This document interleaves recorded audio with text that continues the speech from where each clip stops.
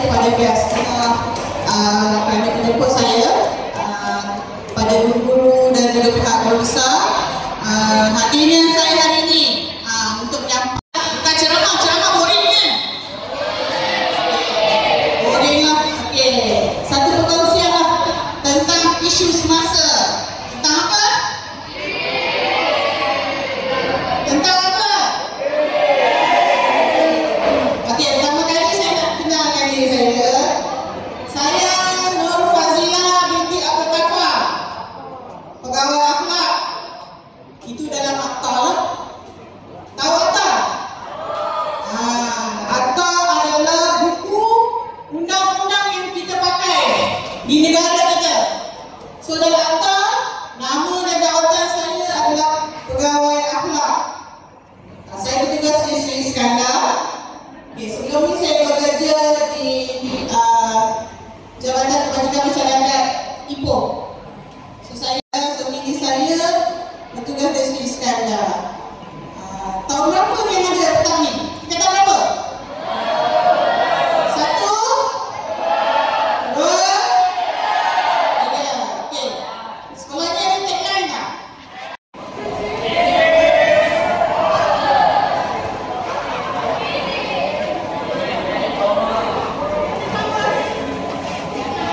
Sini sekolah.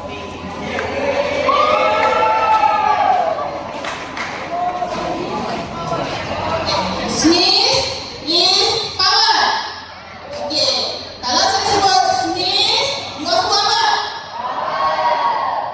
Ulang Sneeze. Sneeze.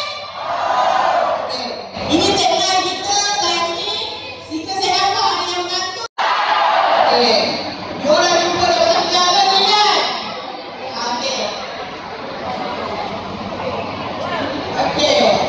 Sekarang ni Anta lapis kelas bukan? Anta apa?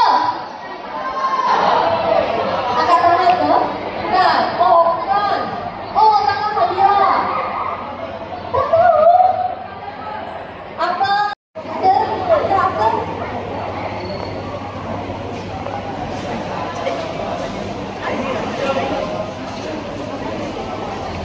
Apa? Angkat kanak-kanak, betul. Bagi cepat, boleh ambil hadiah sebentar. Angkat kanak-kanak yang memberi perlindungan untuk anda semua yang berumur 18 tahun ke bawah. Tapi akta itu panggil akta kanak-kanak tahun 2001. Sekarang kamu dilahir tahun bila? Lahir di tahun menerima hukuman cepat. Tujuan cara hukumnya bangsa. Begitulah. Ini bersyarat kuasa untuk adik-adik lelaki.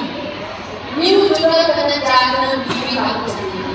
You tak boleh cakap, ayah, dia datang cari saya dulu. Saya tak nak. Tak ada. Seperti yang saya cakap, undang-undang ini berpihak pada wanita.